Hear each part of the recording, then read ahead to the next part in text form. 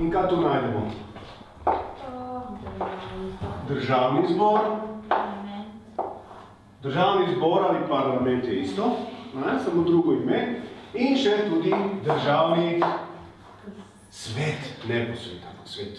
Oni potem pošljajo v izvršilno vejo. To pomeni, kak primer? Kaj bi tu imeli kak primer? Tudi sam kot otrok sem bil otrok staršev iz dveh različnih kulturnih in nacionalnih območij. Rasel sem na Slovaškem in vedno, ko sem odhajal v Srbijo in se vračal nazaj, vedno sem prihajal v neke nove, kot na nek način na novo v tisto sredino. In jih zelo dobro razumem. In zato pri delu z njimi ni mi nič tuje, če vidim, da so malo izgubljeni, da so malo zafrustrirani, da potrebujejo pomoč. Mislim, da je to zelo fajn, da te otroke razumemo in da jim pomagamo, kolikor se le da.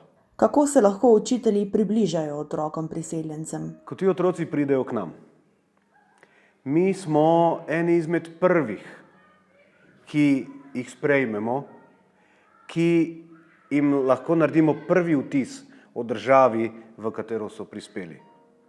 Mi smo lahko zelo pozitivni. Mi lahko pridemo. Če obvladamo ta jezik, recimo srbski ali pa bosanski, pa se mu prigovorimo v tem jeziku. Da se spustimo na njegov nivo, da ga pozdravimo, da ga objamemo. Rečemo, vse bo v redu, ne se bat, vse bo fajn.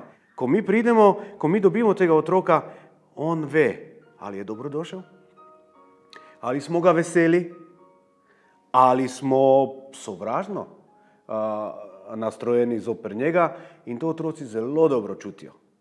Ampak vam povem eno stvar, nihče izmed teh otrok si ni izbral, da pride v Slovenijo. Nihče od teh staršev ni hrepenel, da pride v Slovenijo.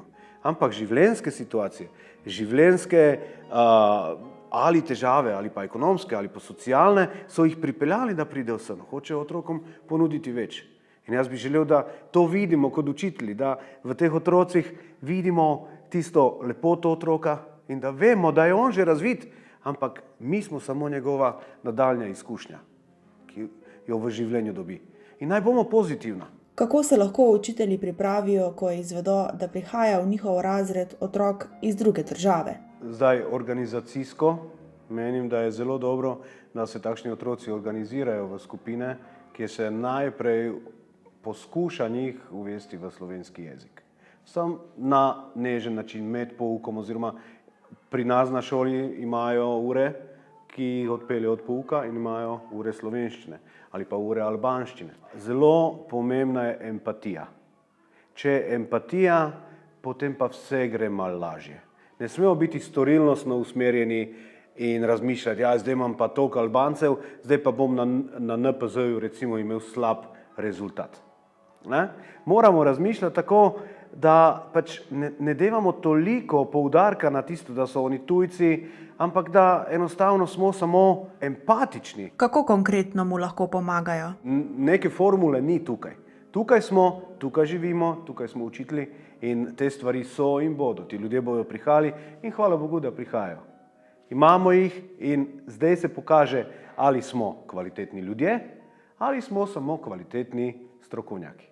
Jaz bi želel, da smo kvalitetni strokovnjaki, ljudje, ki naredijo lep vtis tujcem po Sloveniji. Se kdaj v razredu tudi vi počutite nemočnega? So določeni učenci, ki pridejo, so na novo, v resnici se njim ne da. So učenci, ki ne bojo naredili ničesar, tudi če si ti 1000-krat empatičen, če ti mu pristopiš ali pa kaj ne naredijo ničesar. Niti v Bosni ali pa v Srbiji ali pa kjerkoli niso bili uspešni in tudi zdaj ne nameravajo biti uspešni v svojem učnem procesu. Če pa je nekdo, ki se resnično trudi, ki poskuša, ki vidiš njegove zvezke, ki poskuša, čeprav ne razume vsega, ampak poskuša, dela, sodeluje, tu je potrebno maksimalno pomagati.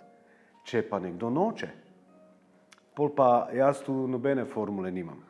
Jaz se bolj osredotočim na tiste, ki hočejo.